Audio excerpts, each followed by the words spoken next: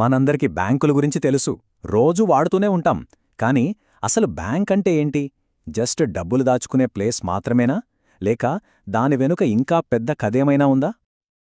అవును, మన జీతాలు పడేది బ్యాంకులోనే. కరెంటు బిల్లు, ఫోన్ బిల్లు అన్నీ కట్టేది అక్కడే. మన డైలీ లైఫ్లో ఒక భాగమైపోయింది. కానీ అసలు విషయం ఏంటంటే, మనం చూసే ఈ పనుల వెనుక బ్యాంకు చేసే అసలు పని చాలా చాలా పెద్దది. మరి ఇంతకీ బ్యాంకు యొక్క ముఖ్యమైన ఉద్దేశమేంటి? అసలు దాని కోర్ పర్పస్ ఏమిటి? రండి, ఈ విశ్లేషణలో దీని గురించి వివరంగా చూద్దాం. సరే, ముందుగా అసలు చట్టం ప్రకారం బ్యాంక్ అంటే ఏంటో చూద్దాం. దాని అధికారిక నిర్వచనమేంటి?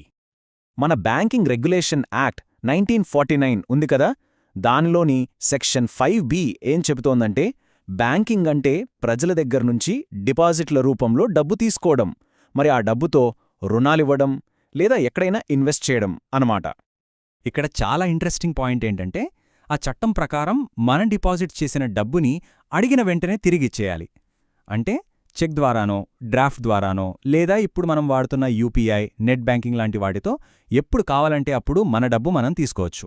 సో మన డబ్బు మీద కంట్రోల్ మనకే ఉంటుంది. సరే, ఈ మొత్తం సిస్టమ్ ఎలా పనిచేస్తుంది? ఆ ప్రాసెస్ ఏంటో ఇప్పుడు చూద్దాం. చూడండి, ఇది చాలా సింపుల్. 3 స్టెప్స్. ఫస్ట్, మనలాంటి వాళ్ళు బ్యాంకులో డబ్బు డిపాజిట్ చేస్తారు. సెకండ్, బ్యాంక్ ఈ డబ్బునంతా ఒక చోట జమ చేస్తుంది. థర్డ్, అలా జమైన డబ్బుతో అవసరమైన వాళ్లకి లోన్లివ్వడం లేదా పెట్టుబడులు పెట్టడం చేస్తుంది. సో ఇక్కడ మనం గుర్తుపెట్టుకోవాల్సిన మెయిన్ పాయింట్ ఏంటంటే, బ్యాంకు ప్రజల దగ్గర తీసుకున్న డబ్బును కేవలం లోన్లివ్వడానికి, పెట్టుబడులు పెట్టడానికి మాత్రమే వాడాలి. అంతేగాని బ్యాంకుకి ఫర్నిచర్ కొనడానికో ఇంకేమైనా వస్తువులు కొనడానికో వాడకూడదు. ఇది చాలా స్ట్రిక్ట్ రూల్. అయితే బ్యాంకుల పని కేవలం డిపాజిట్లు తీసుకోవడం, లోన్లివ్వడమే అనుకుంటే పొరపాటే. అవింకా చాలా చాలా సర్వీసులు అందిస్తాయి. వాటిలో కొన్ని వింటే అవునా, బ్యాంక్ ఇవన్నీ కూడా చేస్తుందా అని ఆశ్చర్యపోతాం. ఉదాహరణకు ఎన్ఈఎఫ్టీ, ఆర్టీజీఎస్, యూపీఐ లాంటివి మనందరికీ తెలుసు.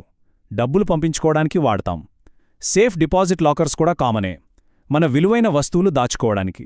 కానీ అంతకు మించి బిజినెస్లకు గ్యారంటీలు ఇస్తూ లెటర్స్ ఆఫ్ క్రెడిట్ ఇవ్వడం, కొత్త స్టార్టప్లలో పెట్టుబడులు పెట్టే వెంచర్ క్యాపిటల్ ఫైనాన్సింగ్ చేయడం లాంటివి కూడా చేస్తాయి. అంతేకాదు, ఇన్సూరెన్స్ పాలసీలు, మ్యూచువల్ ఫండ్స్ కూడా అమ్ముతాయి. ఈ లిస్ట్ చూస్తుంటేనే అర్థమవుతోంది బ్యాంక్ ఎంత పెద్ద రోల్ ప్లే చేస్తుందో. సరే, మరి బ్యాంకుకి కస్టమర్ అంటే ఎవరు? ఈ బ్యాంక్ కస్టమర్ రిలేషన్షిప్ గురించి ఇప్పుడు కొంచెం మాట్లాడుకుందాం. అసలు బ్యాంకు దృష్టిలో కస్టమర్ అంటే ఎవరు? ఈ ప్రశ్నకు సమాధానం మనం అనుకున్న దానికంటే చాలా పెద్దది. జనరల్గా అకౌంట్ ఉన్నవాళ్లే కస్టమర్లు అనుకుంటాం.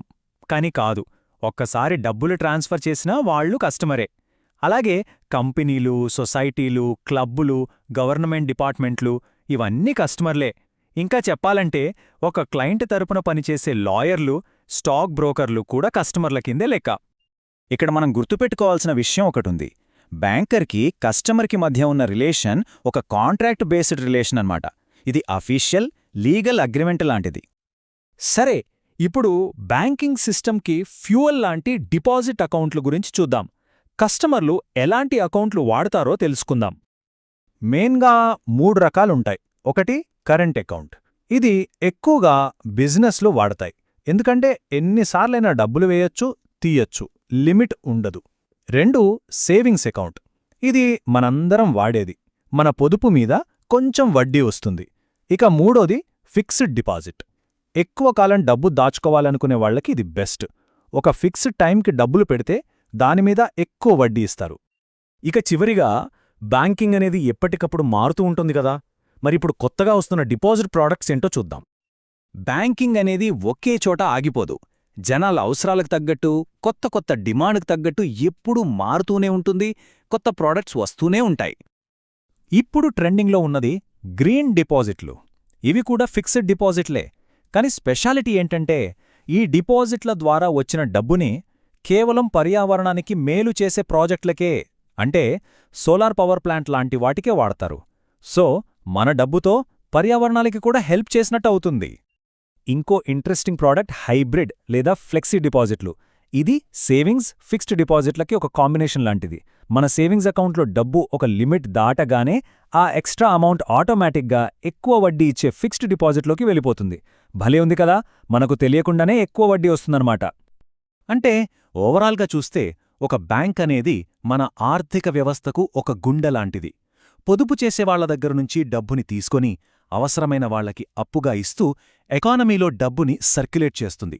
మరి ఒక్కసారి ఆలోచించండి, ఈ గుండె గనక వేగంగా కొట్టుకుంటే, అంటే లోన్లు ఈజీగా దొరికితే ఆర్థిక వ్యవస్థ ఎలా పరుగులు పెడుతుంది? ఒకవేళ అదే గుండె నెమ్మదిగా కొట్టుకుంటే, అంటే లోన్లు దొరకడం కష్టమైతే, అప్పుడు పరిస్థితేంటి?